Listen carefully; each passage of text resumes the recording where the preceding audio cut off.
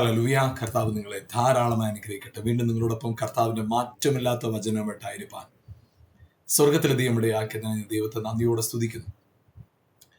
നമ്മൾ കർത്താവിന്റെ വചനം നമ്മുടെ ജീവിതത്തിൽ ഓരോ നാളും നമ്മളെ പുതിയതാക്കുന്ന, നമ്മളെ ശക്തരാക്കുന്ന ആമേൻ ആത്മാവാണ് ദൈവവചനം എന്ന് പറയുന്നത്. കർത്താവ് പറഞ്ഞത് ഇങ്ങനെയാണ്, ജീവിപ്പിക്കുന്ന ആത്മാവാകുന്നു, മാംസം ഒന്നിനും ഉപകരിക്കുന്നില്ല. ഞാൻ നിങ്ങളോട് സംസാരിച്ച വചനം തന്നെ ആത്മാവും ജീവനുമാകും. ഇപ്പൊ ദൈവവചനം ആത്മാവാണ്, ജീവനാണ്. സംസാരിച്ച വചനം, അപ്പൊ നമ്മുടെ ജീവിതത്തിൽ കർത്താവ് നമ്മളോട് സംസാരിച്ച വചനം, സംസാരിക്കുന്ന വചനം ആത്മാവും ജീവനുമാണ്. നമ്മുടെ ജീവിതത്തിന്റെ എല്ലാ മേഖലകളെയും പണിതെടുക്കാനായിട്ട് കർത്താവ് പറഞ്ഞ വചനത്തിന് ശക്തിയുണ്ട്. നമുക്ക് ഈ നമ്മുടെ ജീവിതത്തിൽ എല്ലായ്പ്പോഴും ഒരുപോലെ ആയിരിക്കുക എന്ന് പറയുന്നത് അസാധ്യമാണ് എന്നാണ് നമ്മൾ ചിന്തിച്ചു വെച്ചിരിക്കുന്നത്. അല്ല, എല്ലായ്പ്പോഴും ഒരുപോലെ ആകാൻ സാധിക്കും. എപ്പോഴാണ്? പരിശുദ്ധാത്മാവിൽ നടത്തപ്പെടും. പരിശുദ്ധാത്മാവ് നമ്മുടെ ജീവിതത്തിന്റെ മുഴുവൻ നിയന്ത്രണം ഏറ്റെടുക്കുമ്പോൾ എല്ലാ മേഖലകളിലും ഒരു അനുഗ്രഹമായി തീരാനായിട്ട് സാധ്യമാണ്. അത് ചിലപ്പോൾ അനുഗ്രഹവും ചിലപ്പോൾ ശാപവുമല്ല. ചിലപ്പോഴൊക്കെ ശാപമായിട്ട് ജീവിതം മാറുന്നു, ചിലപ്പോഴൊക്കെ അനുഗ്രഹമായിരിക്കുന്നു. അല്ലല്ല, വല്ലപ്പോഴുമുള്ള അനുഗ്രഹമല്ല. നാം ദൈവത്താലാണ് അനുഗ്രഹിക്കപ്പെട്ടത്, ദൈവമാണ് നമ്മെ അനുഗ്രഹിച്ചതെന്ന് ഉറപ്പുണ്ടെങ്കിൽ നമ്മുടെ അനുഗ്രഹം സ്റ്റേബിൾ ആയിരിക്കും, നിലനിൽക്കുന്നതായിരിക്കും. അത് വല്ലപ്പോഴും അനുഗ്രഹവും വല്ലപ്പോഴും തകർച്ചയുമല്ല. ഓൾവേസ് അവിടെ ആമേൻ എന്താ പറയുക, അനുഗ്രഹത്തിൽ നിന്ന് അനുഗ്രഹത്തിലെത്തി, ഉയർച്ചയിൽ നിന്ന് ഉയർച്ചയിലേക്ക് തന്നെ നമ്മൾ നടത്തണം. അത് സാധ്യമാണ് പ്രിയപ്പെട്ടവർ. അത് നമ്മുടെ എന്താ പറയുക, ദൈനംദിനുള്ള പരിശീലനത്തിലൂടെ ഒന്നുമല്ല, ആത്മാവിനോട് ചേർന്ന് നടക്കണം. അതായത് ഏത് സാഹചര്യങ്ങൾ നമ്മളെ തകർക്കുവാനും നിരാശപ്പെടുത്തുവാനും ശക്തിയോട് എഴുന്നേറ്റ് വന്നാലും, അങ്ങനെയൊക്കെ നമുക്ക് തോന്നിയാലും, അത് നമ്മളെ തൊടാൻ അനുവദിക്കാതെ വണ്ണമുള്ളൊരു നിലനിൽപ്പ് വചനത്തിൽ വസിക്കുന്നവരിലുണ്ട്, വചനത്തിൽ വാഴുന്നവരിലുണ്ട്. അതുകൊണ്ട് നമ്മൾ ഏറ്റവും പ്രാധാന്യത്തോടെ കാണേണ്ട ഒരു കാര്യമാണ് ദൈവവചനം. ദൈവവചനം അർഹിക്കുന്ന പരിഗണന അല്ലെങ്കിൽ ആ ഇമ്പോർട്ടൻസ് കൊടുക്കുന്നെങ്കിൽ നമ്മുടെ ജീവിതത്തിൽ നമ്മുടെ ജീവിതം ഒരു അത്ഭുതമായി മാറിപ്പോയിട്ടുണ്ട്. കാരണം വചനം അത്രത്തോളം മാധുര്യമേറിയതാണ്, ശക്തമേറിയതാണ്, ഉന്നതമായതാണ്. അതുകൊണ്ട് നിങ്ങൾ ദൈവവചനത്തെ നിങ്ങളുടെ ദൈനംദിന ജീവിതത്തിൽ നിങ്ങൾ ദൈവവചനം സ്വീകരിക്കുമ്പോൾ ആ ദൈവവചനത്തോടുള്ള ബന്ധത്തിൽ, ദൈവവചനത്തിനോടുള്ളതായ അടുപ്പത്തിൽ നിങ്ങളുടെ ജീവിതത്തെ സൂക്ഷിക്കുമ്പോൾ നിങ്ങളുടെ ജീവിതം ഒരു എന്താ പറയുക, ആർക്കും മനസ്സിലാക്കാനും തിരിച്ചറിയാനും കഴിയാത്ത, അതെ, സകല ബുദ്ധിയെയും കവിയുന്ന ദൈവസമാധാനത്തെ ചുമക്കുന്നവരായിരുന്നു. അതൊരു അത്ഭുതം തന്നെയല്ലേ? നിശ്ചയമായിട്ട്. അതുകൊണ്ട് പ്രിയപ്പെട്ടവർ, നിങ്ങൾ ഓരോ നാളും ദൈവവചനത്തിലൂടെ കടന്നു പോവുക, ദൈവവചനത്തെ സ്നേഹിക്കുക, ദൈവവചനത്തെ നിലനിൽക്കുക, ദൈവവചനത്തെ മാനിക്കുക, ദൈവവചനത്തെ ആമേൻ ഹല്ലേലൂയ ഇമ്പോർട്ടന്റ് ഗൗരവത്തോടു കൂടി കാണുക. അത് നിങ്ങളുടെ ജീവിതത്തിനകത്ത് ഏറ്റവും വലിയ മൂലധനമായിട്ട് മാറും, ഏറ്റവും വലിയ അസറ്റായിട്ട് മാറും. അതേ പ്രിയപ്പെട്ടവർ, ഹല്ലേലൂയ. ഇവിടെ വചനത്തിൽ നാം കാണുന്ന ഒരു കാര്യം ഇതാണ്, ഹല്ലേലൂയ ആമേൻ, നിങ്ങൾ ദൈവത്തിന്റെ മന്ദിരമെന്നും ദൈവത്തിന്റെ ആത്മാവ് നിങ്ങളിൽ വസിക്കുന്നു. അപ്പൊ നിങ്ങളുടെ ജീവിതത്തിനകത്ത് നിങ്ങളെ എല്ലാം ഇപ്പോഴും ഒരുപോലെ സന്തോഷത്തോടിരിക്കാൻ കാരണം എന്താ? കർത്താവ് പറഞ്ഞത് ആമേൻ, എല്ലായ്പ്പോഴും സന്തോഷിപ്പിക്കും. റിജോയ്സ് ഓൾവേസ് എന്ന് പറഞ്ഞു. എല്ലായ്പ്പോഴും സന്തോഷിക്കാനാണ് പറഞ്ഞത്. ചിലപ്പോഴൊക്കെ സന്തോഷിക്കുക, ചിലപ്പോഴൊക്കെ കരയുക, അല്ലല്ല, എല്ലായ്പ്പോഴും സന്തോഷിക്കാനാണ് വചനം പറഞ്ഞു. അപ്പൊ എപ്പോഴും സന്തോഷിക്കുക. അപ്പോൾ എപ്പോഴും സന്തോഷിക്കുവാനായിട്ട് നമുക്ക് ലഭിച്ചിരിക്കുന്ന ഒരു വളരെ പ്രധാനപ്പെട്ട ഒരു കാര്യമാണ് ആത്മാവ്, പരിശുദ്ധാത്മാവ്. പരിശുദ്ധാത്മാവിലായ ഒരു വ്യക്തിക്ക് അവന്റെ ജീവിതത്തിൽ സന്തോഷിക്കാനുള്ള കാര്യങ്ങളേ ഉള്ളൂ. നിരാശപ്പെടാനും നിലവിളിക്കാനുള്ള ഒരു കാര്യമില്ല. കാരണം അയാൾക്കറിയാം, ഞാൻ ആത്മാവിലാണ്, ആത്മാവാണ് എന്നെ നയിക്കുന്നത്, ആത്മാവാണ് എൻ്റെ ജീവൻ, ആത്മാവാണ് എൻ്റെ ചൈതന്യം, ആത്മാവാണ് എൻ്റെ ആശ്വാസം, പരിശുദ്ധാത്മാവാണ് എൻ്റെ ജീവൻ. അപ്പൊ ഈ ഒരു അറിവ് വന്നു കഴിയുമ്പോൾ പ്രിയപ്പെട്ടവർ, എവിടെ നമ്മൾ ഈ വല്ലപ്പോഴും സന്തോഷം, വല്ലപ്പോഴും ചുറ്റുപാടുകൾ എന്തുമാട്ടെ, ആളുകൾ എന്തും പറയട്ടെ, മറ്റുള്ളവർ നിങ്ങളെ കുറിച്ച് എന്തും വിധിക്കട്ടെ, പക്ഷെ നിങ്ങളുടെ ഉള്ളിലുണ്ടല്ലോ അസാധാരണ ഉറപ്പിങ്ങനെ നിൽക്കും. ആർക്കും പറിച്ചു മാറ്റാൻ കഴിയാത്തൊരു ഉറപ്പ്, ആർക്കും എടുത്തു മാറ്റാൻ കഴിയാത്തൊരു ധൈര്യം നിങ്ങളുടെ ഹൃദയത്തെ വാഴും. അതേ പ്രിയപ്പെട്ടവർ, ഹല്ലേലൂയ. അപ്പൊ അത് നിങ്ങൾ തിരിച്ചറിയണം, നിങ്ങൾ ദൈവത്തിന്റെ മന്ദിരമാണ്, ദൈവത്തിന്റെ ആത്മാവ് നിങ്ങളിൽ വസിക്കുന്നു. അപ്പൊ നമ്മുടെ സന്തോഷത്തിന്റെ കാര്യം എന്താ? എന്റെ ദൈവത്തിന്റെ ആത്മാവ് എൻ്റെ ഉള്ളിൽ വസിക്കുന്നു. അതാണ് എൻ്റെ സന്തോഷത്തിന്റെ ഏറ്റവും വലിയ അടിസ്ഥാനം.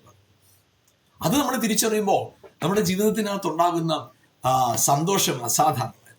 നമുക്കറിയാം, ദൈവം മനുഷ്യനെ സൃഷ്ടിച്ചത് ദൈവത്തിന്റെ സ്വരൂപത്തിലും സാദൃശ്യപ്രകാരം. ഉൽപ്പത്തി പുസ്തകം 1-ാം അധ്യായത്തിന്റെ 26-ാം വാക്യം ഇങ്ങനെയാണ് നമ്മൾ വായിക്കുന്നത്. അവിടെ ഇങ്ങനെയാണ് എഴുതിയിരിക്കുന്നത്: അനന്തരം ദൈവം നാം നമ്മുടെ സ്വരൂപത്തിൽ നമ്മുടെ സാദൃശ്യപ്രകാരം മനുഷ്യനെ ഉണ്ടാക്കുക. ദൈവം മനുഷ്യനെ ഉണ്ടാക്കാനായിട്ട് പദ്ധതിയിട്ടപ്പോൾ ദൈവം പ്ലാൻ ചെയ്ത ഏറ്റവും വലിയ കാര്യമാണ് മനുഷ്യന്റെ സൃഷ്ടി. ആ മനുഷ്യന്റെ സൃഷ്ടിയിൽ ഏറ്റവും ശ്രേഷ്ഠമായി ദൈവം തിരഞ്ഞെടുത്തത് തൻ്റെ തന്നെ ഇമേജ്, ഹിസ് ഓൺ ലൈക്ക്നെസ്, അവന്റെ തന്നെ സ്വരൂപം, ദൈവത്തിന്റെ തന്നെ സാദൃശ്യത്തിലാണ് മനുഷ്യനെ ഉണ്ടാക്കി. അപ്പൊ ദൈവത്തിന്റെ തന്നെ സാദൃശ്യത്തിലും ദൈവത്തിന്റെ തന്നെ സ്വരൂപത്തിലും ദൈവം മനുഷ്യനെ ഉണ്ടാക്കി. അങ്ങനെ ദൈവം തൻ്റെ സ്വരൂപത്തിലും തൻ്റെ സാദൃശ്യത്തിലും മനുഷ്യനെ ഉണ്ടാക്കിയിട്ട് അവനെ അനുഗ്രഹിച്ചിട്ട് പറഞ്ഞു, നീ ഇതിനെല്ലാം വാഴാനായിട്ട് പറഞ്ഞു, ഇതിനെല്ലാം വാഴാൻ പറഞ്ഞു. എന്തിനൊക്കെയാണ്? ആകാശത്തിലെ പറവകളെ, അതുപോലെ സമുദ്രത്തിലെ മത്സ്യങ്ങളെ, ആമേൻ. അതുപോലെ തന്നെ ഹല്ലേലൂയ, ഭൂമിയിൽ സർവ്വഭൂമിയുമേലുള്ള ഭൂമിയിൽ എഴയുന്ന എല്ലാ ഇഴജാതികളും വാഴട്ടെ, മൃഗങ്ങളിന്മേൽ വാഴട്ടെ. അപ്പൊ വാഴാനായിട്ടാണ് ദൈവം അവരെ സൃഷ്ടിച്ചത്.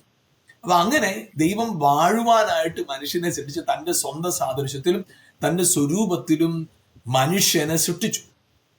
മനുഷ്യനെ സൃഷ്ടിച്ചിട്ട് കർത്താവ് മനുഷ്യന് കൊടുത്ത വലിയ കാര്യമെന്ന് പറയുന്നത്, കർത്താവ് മനുഷ്യനോട് പറഞ്ഞ കാര്യമാണ്, നീ ഈ ഭൂമിയിൽ എല്ലാം ഭക്ഷിക്കാൻ കേട്ടോ, നിനക്കെല്ലാം ഭക്ഷിക്കാം.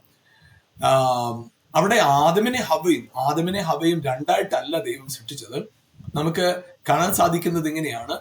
ഉൽപ്പത്തി പുസ്തകം 5-ാം അധ്യായത്തിന്റെ 1-2 വാക്യം. അവിടെ ഇങ്ങനെ ആയിരിക്കും: ദൈവം മനുഷ്യനെ സൃഷ്ടിച്ച നാളിൽ അവരെ അനുഗ്രഹിച്ചു, അവരെ ആണും പെണ്ണുമായി സൃഷ്ടിച്ചു, അവർക്ക് ആദം എന്ന് പേരിട്ടു. അപ്പൊ അവരാണ് ആദം, അവനല്ല ആദം, അവർ ആണ് ആദം. അപ്പൊ അവർ ആദമായി സൃഷ്ടിക്കപ്പെട്ടു. അങ്ങനെ അവർ ആദമായി സൃഷ്ടിക്കപ്പെട്ട സാഹചര്യത്തിൽ നമ്മൾ ഹല്ലേലൂയ ഉൽപ്പത്തി പുസ്തകത്തിന്റെ അതിൽ നമ്മൾ കാണുന്നത് 2-ാം അധ്യായത്തിൽ നമുക്ക് കാണാൻ സാധിക്കുന്ന ഒരു കാര്യം ഇതാണ്: മനുഷ്യൻ ഏകനായിരിക്കും നല്ലതല്ല എന്നുകൊണ്ട് മനുഷ്യന് തക്കതായ തുണയെ ദൈവം കൊടുത്തു. എന്നാലും നമുക്കറിയാം, അതിന്റെ 2-ാം അധ്യായത്തിന്റെ 17-ാം വാക്യത്തിൽ കർത്താവ് പറഞ്ഞൊരു കാര്യം ഇതാണ്: നിങ്ങൾ ഈ തോട്ടത്തിലെ എല്ലാ വൃക്ഷഫലവും നിനക്ക് ഭക്ഷിക്കാം, പക്ഷെ തോട്ടത്തിലെ നടുവിലെ വൃക്ഷത്തിന്റെ ഫലം തിന്നരുത്, തിന്നുന്ന നാളിൽ നീ മരിക്കും. അത് കർത്താവ് ആദമിനോട് പറഞ്ഞൊരു കാര്യം. ഈ പഴം തിന്നുന്ന നാളിൽ നീ മരിക്കും. അപ്പൊ പഴം തിന്നുന്ന നാളിൽ മരിക്കുമെന്ന് ദൈവം പറഞ്ഞു. എന്നാൽ നമുക്കറിയാം, അതിന്റെ 3-ാം അധ്യായത്തില് നമുക്ക് ഇവിടെ കാണാൻ സാധിക്കുന്ന ഒരു കാര്യം ഇതാണ്. 3-ാം അധ്യായത്തില് അതിന്റെ 3-ാമത്തെ വാക്യം, 4-ാമത്തെ വാക്യം: പാമ്പ് സ്ത്രീയോട് നിങ്ങൾ മരിക്കയില്ല നിശ്ചയം. അപ്പൊ ദൈവം പറഞ്ഞു മരിക്കും നിശ്ചയം. പക്ഷെ ഇവിടെ പാമ്പ് പറയുന്നത്, സർപ്പം പറയുന്നത് മരിക്കയില്ല നിശ്ചയം. അപ്പൊ അവിടെ എന്താണ് ഈ മരണം, മരിക്കുകയില്ല, മരണം എന്ന് 2 നിലയിൽ പറയുന്നത്? ഒന്ന്, നമുക്കറിയാം, നമ്മുടെ പല രാജ്യങ്ങളിൽ പലതരത്തിലെ നിയമങ്ങളുണ്ട്. ഓരോ രാജ്യത്തിൽ ഓരോ തലത്തിലാണ് നീതി. കാരണം അതത് രാജ്യങ്ങളുടെയും അതത് സമൂഹത്തിന്റെയും നീതിയുടെയും അതത് സമൂഹത്തിന്റെയും രാജ്യങ്ങളുടെയും നിയമവ്യവസ്ഥ അനുസരിച്ചാണ് നീതിയും ശരിയും തെറ്റും ഒക്കെ വിലയിരുത്തുന്നത്. ഒരു രാജ്യത്തെ ശരിയല്ല മറ്റൊരു രാജ്യത്തെ ശരി, ഒരു രാജ്യത്തെ തെറ്റല്ല മറ്റൊരു രാജ്യത്തെ തെറ്റ്. അപ്പോ ഇവിടെ നമുക്ക് ഇവിടെ മനസ്സിലാക്കാൻ കഴിയുന്ന ഒരു കാര്യം, ദൈവം അവരോട് പറഞ്ഞൊരു കാര്യമാണ്: നീ പഴം തിന്നുന്ന നാളിൽ നീ മരിക്കും. ഇവിടെ എന്നാൽ 3-ാം അധ്യായത്തിന്റെ 4-ാം വാക്യത്തിൽ സർപ്പം പറഞ്ഞത് മരിക്കയില്ല നിശ്ചയം. അപ്പൊ മരിക്കും നിശ്ചയം എന്ന് കർത്താവ് പറഞ്ഞ സ്ഥലത്ത് മരിക്കയില്ല നിശ്ചയം എന്ന് വിചാരിച്ചു പറയും. അപ്പൊ എന്താണ് മരിക്കുക, മരിക്കാതിരിക്കുക? എന്താണ് ഇതിന്റെ അർത്ഥമാക്കുന്നത്? അതായത് നീ ദൈവം പറഞ്ഞതനുസരിച്ച് തന്നെ നീ നിൽക്കുകയാണെങ്കിൽ ഹല്ലേലൂയ, എന്താണ്? നീ ദൈവത്തിന്റെ ജീവനിൽ നീ വാഴും. എന്നാൽ എപ്പോഴാണോ സർപ്പം പറഞ്ഞതിന് അനുസരിച്ച് നീ മൂവ് ചെയ്യുന്നത്, ചലിക്കുന്നത്, അപ്പോൾ സർപ്പത്തിന്റെ ജീവനിലായിരിക്കും നീ വാഴുന്നത്. അതായത് സർപ്പത്തിനൊരു എൻഡ് ഉണ്ട്, സൃഷ്ടിതാവിനൊരു എൻഡ് ഇല്ല. സർപ്പത്തിനൊരു എൻഡ് ഉണ്ട്. അതിന് അനുസരിക്കുമ്പോൾ നീ അതിലേക്ക് വീഴപ്പെടും. അപ്പൊ അവിടെ സംഭവിച്ച കാര്യം എന്താണ്? ദൈവത്തിന്റെ സിസ്റ്റത്തിൽ, ദൈവത്തിന്റെ നിയമപ്രകാരം ജീവനിൽ നിലനിൽക്കാനായിട്ട് അനുസരിക്കേണ്ടതായ ആദം ആ ജീവൻ നഷ്ടപ്പെടുവാൻ കാരണമാകുന്ന നിലയിലുള്ള അനുസരണക്കേടിലേക്ക് ആദാമിനെ തള്ളിയിട്ടു പിശാച്. അപ്പൊ അവിടെ ആദമിന്റെ ജീവിതത്തിനകത്ത്, ആദമിന്റെ ജീവിതത്തിൽ തന്നെ വളരെ വളരെ പ്രധാനപ്പെട്ട ഒരു ഡിസിഷൻ ആയിരുന്നു അല്ലെ, ആ പഴം പറിച്ച് തിന്നാനായിട്ട് എടുത്തൊരു തീരുമാനം അല്ലെ. തിന്നു, മരിച്ചു. എന്നാൽ അവിടെ പിശാച് പറയുന്ന കാര്യം വളരെ പ്രധാനപ്പെട്ടതാണ്. അതിന്റെ 3-ാം അധ്യായത്തിൽ 5-ാം വാക്യം, അത് തിന്നുന്ന നാളിൽ നിങ്ങളുടെ കണ്ണ് തുറക്കും, നിങ്ങളുടെ കണ്ണ് തുറക്കും. ഈ പഴം തിന്നുന്ന നാളിൽ നിങ്ങളുടെ കണ്ണ് തുറക്കും. എന്താണ് അതിനർത്ഥം? നിങ്ങളുടെ കണ്ണ്. അവിടെ വ്യക്തമായി പറയുന്നു നിങ്ങളുടെ കണ്ണ്. അപ്പൊ ഈ കണ്ണ് തുറന്നിട്ടില്ലായിരുന്നോ? ആദാമിന്റെ കണ്ണ് തുറന്നിട്ടില്ലായിരുന്നോ? തുറന്നിട്ടുണ്ടായിരുന്നു. നമ്മള് ഉൽപ്പത്തി പുസ്തകത്തിൽ നമ്മൾ കാണുന്നതാണല്ലോ, ആദാമിന്റെ മുമ്പിൽ ദൈവം എല്ലാ മൃഗങ്ങളെയും കൊണ്ടുവന്ന് നിർത്തി, പറവജാതികളെ കൊണ്ടുവന്ന് നിർത്തി. എല്ലാത്തിനെയും ആദം ഇട്ടതാണ് അവയ്ക്ക് പേരായത് അല്ലെ. നമുക്കത് അവിടെ നമുക്കവിടെ വായിക്കാനായിട്ട് സാധിക്കും. 2-ാം അധ്യായത്തില് അവിടെ 19-ാം വാക്യം, യഹോവയായ ദൈവം ഭൂമിയിലെ സകല മൃഗങ്ങളെയും ആകാശത്തിലെ എല്ലാ പറവകളെയും നിലത്ത് നിർമ്മിച്ചിട്ട് മനുഷ്യൻ അവയ്ക്ക് എന്ത് പേരിടുമെന്ന് കാണുവാൻ അവന്റെ മുമ്പിൽ വരുത്തി, അവൻ ജീവജന്തുക്കൾക്ക് മനുഷ്യനിട്ടത്, സകല ജീവജന്തുക്കൾക്ക് മനുഷ്യനിട്ടത് അവയ്ക്ക് പേരായി. അപ്പൊ ദൈവം ചെയ്തൊരു കാര്യം എന്താണ്? ദൈവം ഇതിനെയെല്ലാം തന്റെ സൃഷ്ടിയെ മുഴുവൻ മനുഷ്യന്റെ മുമ്പിൽ കൊണ്ടുവന്നു. മനുഷ്യൻ ഇട്ടത് അവയ്ക്ക് പേരായി. മനുഷ്യൻ എന്ത് പേരാണോ അവയ്ക്കിട്ടത് അത് അവയുടെ പേരായിട്ട് മാറി. അപ്പൊ ഇവിടെ നമുക്ക് കാണാൻ സാധിക്കുന്ന ഒരു കാര്യം, മനുഷ്യൻ അവർക്ക് എന്ത് പേരിട്ടോ ആ പേര്, എങ്ങനെ പേരിട്ടു? അവയെ കണ്ട്, അവയെല്ലാം നോക്കി ഓരോന്നോരോന്നിനെ അതിനെ കണ്ടു പേരിട്ടു. അതുപോലെ തന്നെ നമ്മൾ 2-ാം അധ്യായത്തിൽ കാണുമ്പോൾ നമുക്ക് യഹോവയായ ദൈവം, നമുക്ക് 21-ാം വാക്യത്തിൽ ഇങ്ങനെ അറിഞ്ഞിരിക്കുന്നത്, 2-ാം അധ്യായം 21-ാം വാക്യം, ആകയാൽ യഹോവയായ ദൈവം മനുഷ്യൻ ഒരു ഗാഢനിദ്ര വരുത്തി, അവൻ ഉറങ്ങിയപ്പോൾ അവന്റെ വാരിയെല്ലുകളിൽ ഒന്നെടുത്ത് അതിന് പകരം മാംസം പിടിപ്പിച്ചു. യഹോവയായ ദൈവം മനുഷ്യനിൽ നിന്ന് എടുത്ത വാരിയെല്ലിനെ ഒരു സ്ത്രീയാക്കി അവളെ മനുഷ്യന്റെ അടുക്കൽ കൊണ്ടുവന്നു. അപ്പോൾ മനുഷ്യൻ, ഇത് എന്റെ അസ്ഥിയിൽ നിന്ന് അസ്ഥിയും എന്റെ മാംസത്തിൽ നിന്ന് മാംസവും ആകുന്നു. ഇവളെ നരനിൽ നിന്ന് എടുത്തിരിക്കൊണ്ട് ഇവൾക്ക് നാരി എന്ന് പേരാകും എന്ന് പറഞ്ഞു. അപ്പൊ ഇവിടെ ചിന്തിച്ചു നോക്കിക്കേ, ആദം ഹവ്വയെ കണ്ടു, പറവജാതികളെ കണ്ടു, മൃഗങ്ങളെ കണ്ടു അല്ലെ. അവയ്ക്കെല്ലാം ആദം ഇട്ടതാണ് പേരായത്. അതുപോലെ തന്നെ തന്റെ ഭാര്യയാകുന്ന ഹവ്വയെ ആദം കണ്ടു. അപ്പൊ ഇതെല്ലാം കണ്ടതായ ആദമിനോട് വീണ്ടും പറയുകയാണ്, ഈ പഴം തിന്നുന്ന നാളിൽ നിങ്ങളുടെ കണ്ണ് തുറക്കും. അത് സ്പെസിഫിക് ആയിട്ട് പറഞ്ഞു, നിങ്ങളുടെ കണ്ണ് തുറക്കും, നിങ്ങളുടെ കണ്ണ്. അപ്പൊ അവിടെ എന്തോ ഒരു പ്രത്യേകത ഉണ്ട്. എന്താണ് പ്രത്യേകത? പ്രത്യേകത എന്ന് പറഞ്ഞാൽ, ഇതുവരെയും ആദമും ഹവ്വയും ഏദൻ തോട്ടത്തിൽ സഞ്ചരിച്ചതാകട്ടെ, അവരുടെ ജീവിതത്തിൽ ചെയ്ത സകല കാര്യങ്ങളുമാകട്ടെ, ആ സകല കാര്യങ്ങളും അവർ കണ്ടത് ദൈവത്തിന്റെ കണ്ണിലൂടെയാണ്, ദൈവത്തിന്റെ കണ്ണിൽ കൂടെയാണ്. ശരിതെറ്റുകൾ അവൻ വിലയിരുത്തിയത് സ്വന്തം അഭിപ്രായത്തിലല്ല, ദൈവത്തിന്റെ കണ്ണുകളിൽ കൂടി. അവൻ എല്ലാത്തിനെയും കണ്ടുകൊണ്ടിരുന്നത് ദൈവത്തിന്റെ കണ്ണിലൂടെ. അപ്പോൾ ഇവിടെ പറയുകയാണ്, നിന്റെ കണ്ണ് തുറക്കും എന്ന് പറഞ്ഞ് നമുക്ക് മനസ്സിലാക്കാനായിട്ട്, സിമ്പിളായിട്ട് മനസ്സിലാക്കാനായിട്ട് നിങ്ങൾ ചിന്തിച്ചു നോക്കിക്കേ. ഇപ്പൊ നമ്മള് പണ്ട് തൊട്ട് കേട്ടിട്ടുള്ള ഒരു ഉദാഹരണമാണ്, ഒരു പശുവിനെ ഒരു കൃഷിക്കാരൻ കണ്ടാൽ അദ്ദേഹം ചിന്തിക്കും, ഇതിന് എത്ര ലിറ്റർ പാല് കിട്ടുമെന്ന് ചിന്തിക്കും. അതേ സമയത്ത് തന്നെ അതിനെ കൊല്ലുന്ന ഒരുവനാണ് അതിനെ കാണുന്നതെങ്കിൽ ഇത് എത്ര കിലോ മാംസം ഇതിന് വിൽക്കാൻ പറ്റും എന്നാണ് ചിന്തിക്കുന്നത്. അപ്പൊ അത് അവരുടെ നോട്ടം, അവരുടെ പ്രൊഫഷൻ എന്താണോ അതനുസരിച്ചാണ് അവരുടെ നോട്ടം. അപ്പൊ ഇവിടെ പറയുന്നത്, നീ ഇതുവരെയും ദൈവം പറഞ്ഞതനുസരിച്ച് ചിന്തിച്ചത് കൊണ്ടാണ് നിന്റെ കാഴ്ചപ്പാടല്ല ഇങ്ങനെ. നിനക്കിത് തിന്നാൻ കഴിയാത്തത് കൊണ്ടല്ല, നിന്റെ മനസ്സിൽ നീ ചിന്തിച്ചു വെച്ചിരിക്കുകയാണ് തിന്നരുത് തിന്നരുത് തിന്നരുത്. അതിനെ തിരിച്ച് ചിന്തിച്ചേ. ആ ചിന്തയോടുകൂടെ നീ നോക്കുമ്പോൾ ഇതുവരെ നീ ദൈവത്തിന്റെ കണ്ണുകൊണ്ട് നീ കണ്ടത് ഇനി നിനക്ക് നിന്റെ കണ്ണുകൊണ്ട് കാണാം. Praise God. നിങ്ങൾക്ക് മനസ്സിലായോ? അതായത് ഇതുവരെ നീ കാര്യങ്ങളെ കണ്ടുകൊണ്ടിരുന്നത് നിന്റെ കണ്ണുകൊണ്ടാണ്, നിന്റെ സ്വന്തം കണ്ണുകൊണ്ടാണ്. അപ്പോൾ നിനക്ക് തോന്നി ഇത് ശരിയാണ്, ഇത് ഇതുവരെ നീ കാര്യങ്ങളെ കണ്ടുകൊണ്ടിരുന്നത് ദൈവത്തിന്റെ കണ്ണുകൊണ്ടാണ്. ദൈവത്തിന്റെ കണ്ണുകൊണ്ടായതുകൊണ്ട് ദൈവം പറഞ്ഞത് ശരി, ദൈവം പറയുന്നതിനകത്ത് മാത്രം നീ ഒതുങ്ങി നിന്നത്. ദൈവം പറയുന്നത് കേട്ടു, ദൈവം പറയുന്നത് അനുസരിച്ചു. ദൈവത്തിന്റെ കൽപ്പനയ്ക്കല്ലാതെ മറ്റൊന്നിന് നീ ഇമ്പോർട്ടൻസ് കൊടുത്തില്ല. ദൈവത്തിന്റെ വചനത്തിന് അല്ലാതെ മറ്റൊന്നിന് ഇമ്പോർട്ടൻസ്. ദൈവം ദൈവം ദൈവം അത് മാത്രമായിരുന്നു നിന്നിൽ ഉണ്ടായിരുന്നത്. അപ്പൊ ദൈവത്തിന് കൊടുക്കേണ്ട ഇമ്പോർട്ടൻസ് കൊടുത്ത് ദൈവത്തെ മുന്നിൽ നിർത്തിക്കൊണ്ട് ദൈവത്തിന് മഹത്വം കൊടുത്തുകൊണ്ട് ദൈവത്തിന്റെ സാദൃശ്യത്തിലായി നീ നിന്നിൽ തന്നെ ദൈവത്തെ കണ്ടുകൊണ്ടിരുന്നു. അത് കാരണം അവനെ കാണുമ്പോഴല്ല അവന് മനസ്സിലായി, ഞാൻ ദൈവത്തിന്റെ സാദൃശ്യത്തുള്ളവനാണ്, ഞാൻ ദൈവത്തിന്റെ സാദൃശ്യത്തുള്ള. കാരണം അവന്റെ സാദൃശ്യത്തെ കണ്ടിട്ടില്ല ഇതുവരെ. എന്നാൽ ഇവിടെ പറയുന്ന പഴം തിന്നുന്ന നാളിൽ നിന്റെ കണ്ണ് തുറക്കും. അപ്പോഴ് ആദമിന്റെ ജീവിതത്തിനകത്ത് എപ്പോഴാണോ ദൈവം കഴിക്കരുത് എന്ന് പറഞ്ഞ കൽപ്പനയെ ലംഘിച്ച് കഴിച്ചത്, അതായത് ദൈവം ചെയ്യരുത് എന്ന് പറഞ്ഞ കാര്യങ്ങളെ ആ കൽപ്പനയെ ലംഘിച്ച് ചെയ്തത്, ആ ചെയ്ത നിമിഷം മുതൽ എന്ത് സംഭവിച്ചു? അവന്റെ കാഴ്ച മങ്ങിപ്പോയി. അവന്റെ ദൈവികമായ കാഴ്ചപ്പാട് മങ്ങി, അവന്റെ കാഴ്ചപ്പാട് ഉണർന്നു, അവന്റെ കാഴ്ചപ്പാട് വെളിപ്പെട്ടു, അവന്റേതായ നിലയിൽ കാര്യങ്ങളെ കാണാൻ തുടങ്ങി. ഹല്ലേലൂയ. പ്രിയപ്പെട്ടവർ, ഞാൻ പറയട്ടെ, കണ്ണു തുറന്നു എന്ന് പറയുമ്പോൾ നിങ്ങൾ മനസ്സിലാക്കേണ്ടത്, ആമേൻ, ഹല്ലേലൂയ, ഇപ്പം ഞാൻ എൻ്റെ കണ്ണ് തുറക്കുന്നു, കണ്ണടയ്ക്കുന്നു, തുറക്കുന്നു, ആ നിലയിലല്ല. ആമേൻ, ഞാൻ കാണുന്ന കാര്യങ്ങളെ, ഞാൻ എത്ര കാര്യങ്ങൾ കണ്ടാലും ചിലപ്പോൾ നമുക്കറിയാലോ, നമ്മൾ ഒരു മനുഷ്യനെ കുറിച്ച് നല്ലതായിട്ട് ചിന്തിച്ചു വെച്ചിരിക്കാം. ആ ചിന്ത നമ്മുടെ മനസ്സിൽ നല്ലതായിട്ട് നിൽക്കുന്നിടത്തോളം നമ്മളൊരാളെ കാണുമ്പോൾ ആ വ്യക്തിയെ നല്ലതായിട്ട് കാണാൻ പറ്റും.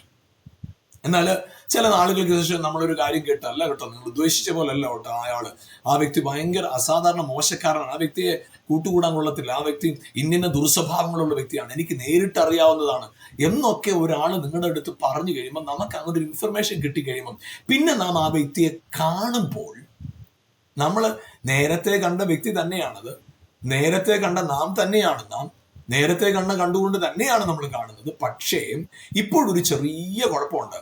നമ്മൾ കിട്ടിയ ഇൻഫർമേഷൻ വഴി കാണുന്നതുകൊണ്ട് നാം ഇപ്പൊ കാണുന്നത് നമ്മുടെ കണ്ണുകൊണ്ടല്ല, കേട്ട ഇൻഫർമേഷൻ അനുസരിച്ചാണ്. അപ്പൊ ഇവിടെ ആദം ഇതുവരെ കാര്യങ്ങളെ കണ്ടുകൊണ്ടിരുന്നത് ദൈവത്തിന്റെ കണ്ണുകൊണ്ടാണ്. പക്ഷെ ഇവിടെ മുതൽ അവനിൽ ഒരു മാറ്റം ഉണ്ടായി. അവന്റെ കണ്ണുകൊണ്ട് കാര്യങ്ങളെ കാണാൻ തുടങ്ങി. അവന്റെ കണ്ണുകൊണ്ട് കാര്യങ്ങളെ വിലയിരുത്താൻ അവന്റെ ബുദ്ധി എന്ത് ബുദ്ധിയാന്ന് പറയുക? പിശാച് കൊടുത്തൊരു ബുദ്ധി. അതിനകത്തൂടെ അവന്റെ ജ്ഞാനം ഉണർന്നു. അവനിലുള്ള ആദമിൽ ഇതുവരെയും ദൈവമല്ലാതെ മറ്റൊരുവനെ മുന്നിൽ നിർത്താനില്ലാതിരുന്ന ആദം ഇതുമുതൽ ആദമിനെ പ്രൊജക്ട് ചെയ്യാൻ തുടങ്ങി. അവനെ തന്നെ വലുതായിട്ട് കാണാൻ തുടങ്ങി. അവനെ തന്നെ പ്രൊജക്ട് ചെയ്യാൻ തുടങ്ങി. അവന് തന്നെ ഇമ്പോർട്ടൻസ് കൊടുക്കാൻ തുടങ്ങി. അതേ പ്രിയപ്പെട്ടവരെ, അവിടെയാണ് ആദമിന്റെ ജീവിതത്തിന്റെ മരണം സംഭവിച്ചത്. പ്രിയപ്പെട്ടവർ, ഞാൻ പറയട്ടെ, നിങ്ങളുടെ ജീവിതത്തിൽ എവിടെയെങ്കിലും ദൈവം നിങ്ങളോട് പറഞ്ഞ വചനം അനുസരിച്ചാണോ നിങ്ങൾ പോകുന്നത് എങ്കിൽ നിങ്ങൾ നിശ്ചയമായി അനുഗ്രഹിക്കപ്പെട്ടിരിക്കും. കാരണം നിങ്ങളുടെ കാഴ്ചപ്പാട് ദൈവം നിങ്ങളോട് പറഞ്ഞ വാക്കിന്റെ അടിസ്ഥാനത്തിൽ. നിങ്ങൾ എല്ലാറ്റിനെയും കാണുന്നത് ദൈവം നിങ്ങളോട് പറഞ്ഞ വചനത്തിന്റെ അടിസ്ഥാനത്തിലാണ്. ദൈവം പറഞ്ഞു, അതുകൊണ്ട് കാര്യങ്ങളെ കാണുന്നു. ദൈവം പറഞ്ഞു, അതുകൊണ്ട് കാര്യങ്ങളെ ചിന്തിക്കുന്നു. ദൈവം പറഞ്ഞതനുസരിച്ചാണ് നിങ്ങൾ കാര്യങ്ങളെ മനസ്സിലാക്കുന്നത്, കാര്യങ്ങളെ ചിന്തിക്കുന്നതും കാര്യങ്ങളെ തിരിച്ചറിയുന്നത്. എന്നാൽ ഇവിടെ ഒരു ചെറിയ മാറ്റം സംഭവിക്കുന്നു ആദമില്. ഹല്ലേലൂയ. പിശാച് പറഞ്ഞ ആലോചന അവന്റെ ഉള്ളിൽ കയറിയപ്പോൾ അവൻ പിശാച് പറഞ്ഞതനുസരിച്ച് കാര്യങ്ങളെ കാണാൻ തുടങ്ങി. പിശാചിന്റെ ആലോചന അവന്റെ ഉള്ളിൽ പ്രവേശിച്ചു. അവൻ അതനുസരിച്ച് കാര്യങ്ങളെ കണ്ടപ്പോൾ അവിടെയാണ് അവന്റെ മരണം സംഭവിച്ചത്. പ്രിയപ്പെട്ടവർ, ഞാൻ പറയട്ടെ, ഹല്ലേലൂയ, നിങ്ങളിൽ ജീവൻ എന്താണെന്നറിയാമോ? ആത്മാവിന്റെ ചിന്ത ജീവൻ. ആമേൻ. എന്താ മരണം? ജഡത്തിന്റെ ചിന്ത മരണം. പിശാച് പറഞ്ഞത് അനുസരിച്ച് ചിന്തിച്ചതാണ് മരണം. ഹല്ലേലൂയ. ദൈവം പറയുന്നതനുസരിച്ച് ചിന്തിക്കുന്നതാണ് ജീവൻ. നിങ്ങൾ അനുഗ്രഹം പ്രാപിക്കാനായിട്ട് ഒറ്റ കാര്യമുള്ളൂ. ഹല്ലേലൂയ. ദൈവം പറഞ്ഞതനുസരിച്ച് ചിന്തിക്കുക. നിങ്ങളിൽ ജീവൻ വെളിപ്പെട്ടുകൊണ്ടേയിരിക്കും. ഹല്ലേലൂയ. എന്നാൽ എപ്പോഴാണോ നിങ്ങൾ പിശാച് പറയുന്നതിനനുസരിച്ച് ചിന്തിക്കുന്നത്, നിങ്ങളിൽ മരണം വ്യാപരിച്ചുകൊണ്ടേയിരിക്കും. നിങ്ങളുടെ ഒരു കാരണവശാലും പിശാചിന്റെ ചിന്തയ്ക്ക് നിങ്ങളുടെ മൈൻഡിൽ ഇടം കൊടുക്കരുത്. ഇവിടെ പിശാച് പറഞ്ഞൊരു കാര്യമാണ്, നിങ്ങളുടെ കണ്ണ് തുറക്കും. എന്നാൽ അടുത്ത് പിശാച് പറഞ്ഞ് തീർത്തില്ല. നിങ്ങളുടെ കണ്ണ് തുറക്കും. നീ ഇപ്പൊ മുതൽ നിന്റെ കണ്ണുകൊണ്ട് കാര്യങ്ങളെ കാണുന്നത്, നിന്റെ ബുദ്ധിക്ക് നിങ്ങളുടെ കാര്യങ്ങളെ ചെയ്യാൻ. രണ്ട് പറയുന്നത് ഇങ്ങനെയാണ്, രണ്ട് പറഞ്ഞിരിക്കുന്ന കാര്യം ഇതാണ്, നിങ്ങള് ദൈവത്തെ പോലെയാണ്. അതായത് അവിടെ രണ്ട് പ്രധാനപ്പെട്ട വ്യത്യാസമുണ്ട്. Ask God and like God. അതായത് ഇവിടെ പിശാചി പറഞ്ഞൊരു കാര്യം ഇതാണ്, നീ ദൈവത്തെ പോലെയാകും എന്നത്. നീ ദൈവത്തെ പോലെയാകും, ലൈക്ക് ഗോഡ് എന്ന് പറയുന്നത് വളരെ പ്രധാനപ്പെട്ട ഒരു കാര്യമാണ്. അതായത് ചിന്തിച്ചു നോക്കുക, എൻ്റെ കയ്യിൽ ഞാൻ ഒരു പേന വെച്ചിട്ട് പറയുകയാണ് ഈ പേനയെ പോലെ എന്ന് പറഞ്ഞാൽ, പേന എന്ന് പറയുന്ന യാഥാർത്ഥ്യം അവിടെ ഉണ്ട്. ആ യാഥാർത്ഥ്യം അവിടെ നിൽക്കുന്നത് കൊണ്ടാണ് ഇത് അതുപോലെ ഇരിക്കുന്നത്. അതുപോലെ തന്നെയാണ് ദൈവം തന്നെ പോലെ, തൻ്റെ സാദൃശ്യത്തിൽ മനുഷ്യനെ സൃഷ്ടിച്ചു. എന്നാൽ മനുഷ്യൻ ദൈവമല്ല, ദൈവത്തെ പോലെയാണ്. എന്നാൽ പിശാച് ഇവിടെ പറയുന്നത് എന്താണെന്നറിയാം, ദൈവത്തെ പോലെയാകുമെന്നല്ല, നീ ദൈവത്തെ പോലെ തന്നെ മറ്റൊരു ദൈവമാകും എന്ന കാഴ്ചപ്പാട് കൊടുത്തത്. അതായത് നീ ഇങ്ങനെ നിൽക്കുന്നിടത്തോളം, ഇതിനെ അനുസരിച്ച് നിൽക്കുന്നിടത്തോളം നീ എല്ലാത്തിനും ദൈവത്തിന് വിധേയപ്പെട്ടു പോകണം. പക്ഷെ ഇവിടെ നീ ഒന്ന് ലംഘിച്ചു കഴിഞ്ഞാൽ നിന്റെ ലോകത്ത് നീ ആ ദൈവം, നിന്റെ ലോകത്ത് നീ ആ ദൈവം. ഈ ഒരു നെഗറ്റീവ് കാഴ്ചപ്പാടാണ് പിശാച് ആദമിന്റെ അകത്ത് കൊടുത്തത്. അതാണ് നീ ദൈവത്തെ പോലെയാകുമെന്ന് പറഞ്ഞത്. ആക്ച്വലി ആദാം ദൈവത്തെ പോലെ സൃഷ്ടിക്കപ്പെട്ടവനല്ലേ? ദൈവത്തിന്റെ സാദൃശ്യവും ദൈവത്തിന്റെ സ്വരൂപവും ആദമിൽ ഉണ്ടായിരുന്നു. അപ്പൊ ദൈവത്തിന്റെ സാദൃശ്യത്തിലും ദൈവത്തിന്റെ സ്വരൂപത്തിലും സൃഷ്ടിക്കപ്പെട്ട ആദം ദൈവത്തിന്റെ സാദൃശ്യം, ദൈവത്തിന്റെ സ്വരൂപത്തിൽ സൃഷ്ടിക്കപ്പെട്ടവനായ ആദം. അപ്പം ഇത് ദൈവത്തിന്റെ സാദൃശ്യവും ദൈവത്തിന്റെ സ്വരൂപത്തിലും സൃഷ്ടിക്കപ്പെട്ടവനായ ആദം അങ്ങനെ അവിടെ നിൽക്കുമ്പോൾ പിശാച് ഒരു ഐഡിയ കൊടുക്കുകയാണ്, നീ അതൊക്കെ ഇരിക്കട്ടെ, നിനക്കിത് ഈ ഒരു പോയിന്റിൽ ഒരു അനുസരണക്കേട് കാണിച്ചാൽ നിനക്ക് ദൈവത്തെ പോലെ ഒരു ഇൻഡിപെൻഡന്റ് ഗോഡാകാം. നിനക്ക് നിന്റെ ലോകത്ത് നീ പറയുന്നതിനപ്പുറം ആരും ഒന്നും ചെയ്യാൻ കഴിയത്തില്ല. അതുപോലെ നിനക്കൊരു ലോകം ഉണ്ടാകാം. അവിടെയാണ് പ്രിയപ്പെട്ടവരെ ആദാമിന് തെറ്റുപറ്റിയത്. അതായത് ദൈവത്തോട് ചേർന്ന് നിൽക്കുന്നിടത്തോളം ദൈവത്തിന്റെ സകല അധികാരം ഇവന്റെ ജീവിതത്തിൽ എക്സസൈസ് ചെയ്യാൻ പറ്റുമായിരുന്നു, ഇവന്റെ ജീവിതത്തിൽ പ്രാക്ടീസ് ചെയ്യാൻ പറ്റുമായിരുന്നു.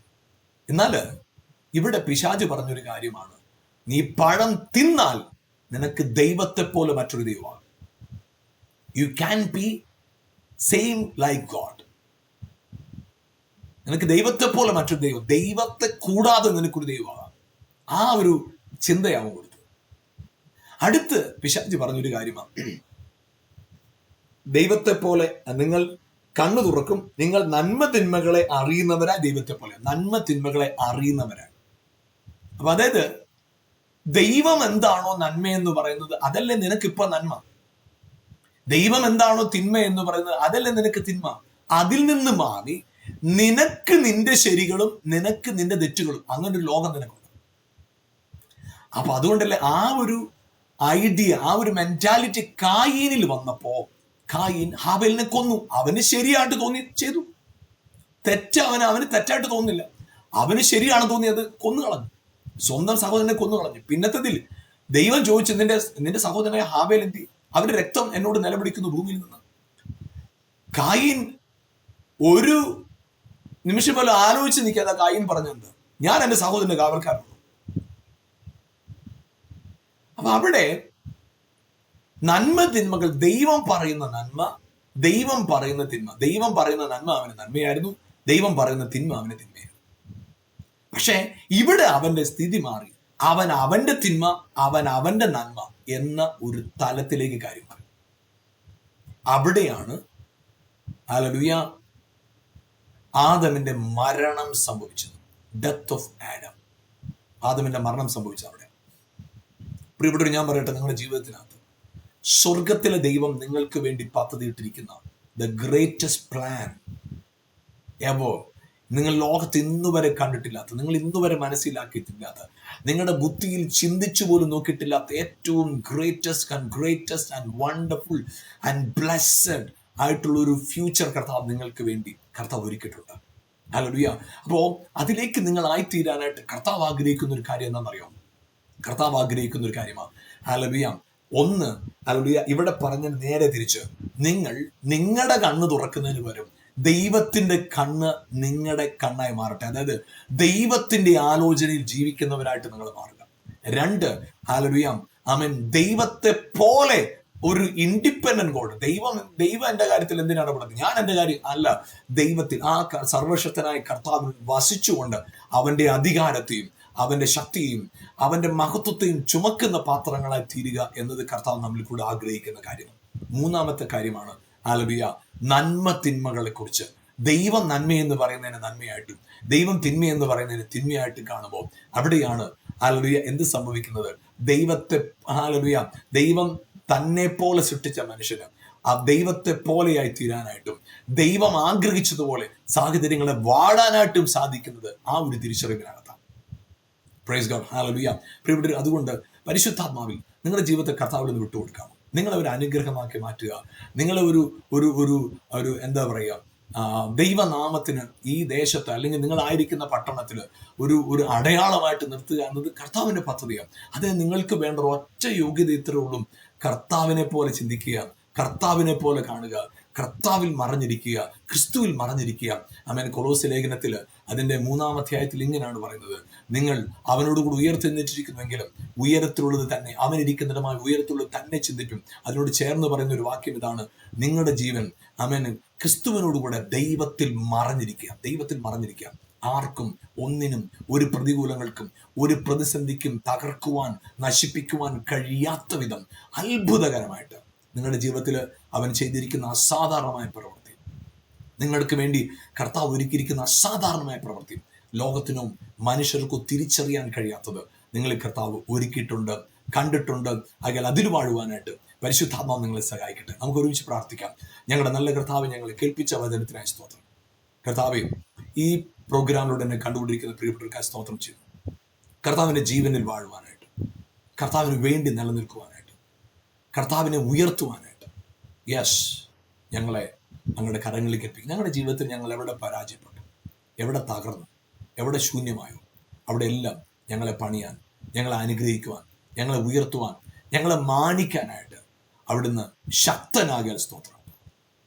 അങ്ങയുടെ ബലമുള്ള കരങ്ങളിലേക്ക് ഞങ്ങളെ ഏൽപ്പിക്കുന്നു. കർത്താവേ, അവരുടെ ജീവിതത്തിനകത്ത്, ഈ എന്നെ കണ്ടുകൊണ്ടിരിക്കുന്ന പ്രിയപ്പെട്ട ജീവിതത്തിനകത്ത് എവിടെയെങ്കിലും കർത്താവ് തകർന്നു കിടക്കുന്നവരാണെങ്കിൽ, അതേ കർത്താവെ, നിന്റെ കാഴ്ചപ്പാടുകൂടെ കാര്യങ്ങളെ കാണാൻ പരിശുദ്ധാത്മാവ് ഇടയാക്കണമെന്ന് പ്രാർത്ഥിക്കുന്നു. അവരിൽ അങ്ങയുടെ ജീവൻ ഒന്ന് വെളിപ്പെടട്ടെ, അങ്ങയുടെ സാന്നിധ്യം ഒന്ന് വെളിപ്പെടട്ടെ, അങ്ങയുടെ ശക്തി ഒന്ന് വെളിപ്പെടട്ടെ. കർത്താവെ, അങ്ങയുടെ അസാധാരണമായ കൃപ അവരുടെ ജീവിതത്തിൽ ആമേൻ വലിയ ദൈവപ്രവൃത്തികളെ ചെയ്തെടുക്കാൻ ഇടയാക്കുന്നതിന് സ്തോത്രം. കർത്താവ് യേശുക്രിസ്തു ക്രൂശിൽ മരിച്ച് ഉയർത്തെഴുന്നേറ്റ് ഇന്ന് ജീവിക്കുന്ന ആ മഹത്വം അവരുടെ ജീവിതത്തിൽ അവർ എക്സ്പീരിയൻസ് ചെയ്യട്ടെ കർത്താവ്. അതിനായിട്ട് ഞങ്ങളുടെ കരങ്ങളിലേക്ക് ഏൽപ്പിക്കുന്നു. കർത്താവ് അത്ഭുതം ചെയ്തു കഴിഞ്ഞാൽ സ്തോത്രം. എല്ലാ മഹത്വം അർക്കപ്പെട്ട കുഞ്ഞാടിന് യേശുവിൻ നാമത്തിൽ തന്നെ പിതാവേ, ആമേൻ, ആമേൻ, ആമേൻ. ഹല്ലേലൂയ. അതേ പ്രിയപ്പെട്ടവരെ, കർത്താവിൻ്റെ കണ്ണുകൊണ്ട് കാര്യങ്ങളെ കാണാൻ, കർത്താവിൻ്റെ കണ്ണുകൊണ്ട് കാര്യങ്ങളെ ഗ്രഹിക്കുവാൻ പരിശുദ്ധാത്മാവ് നിങ്ങളെ സഹായിക്കട്ടെ. വരുന്ന ദിവസങ്ങളിൽ കൂടുതൽ ഫലകരമായി കർത്താവിനും കർത്താവിൻ്റെ രാജ്യത്തിനുണ്ട് നിൽക്കാൻ പരിശുദ്ധാത്മാവ് നിങ്ങളെ സഹായിക്കട്ടെ. God bless you. ആമേൻ.